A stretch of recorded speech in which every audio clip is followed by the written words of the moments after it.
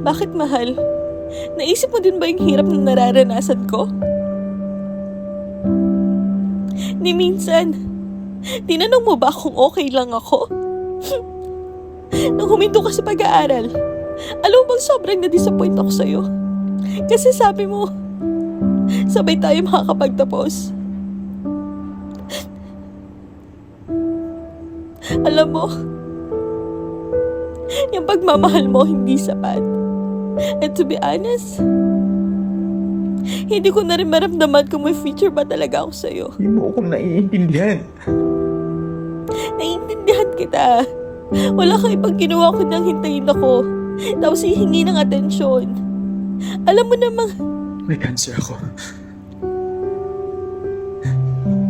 Ha? Stage 3. Kidney cancer.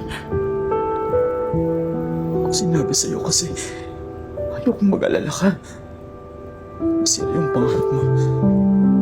Kaya ako huminto sa pag-aaral kasi hindi na kaya ng katawan ko. Tinawag ko to sa'yo kasi alam kong iiwan mo ko.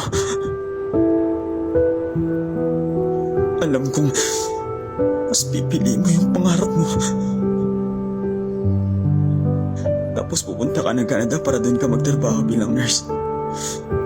Diba? Diba? Paano na ako?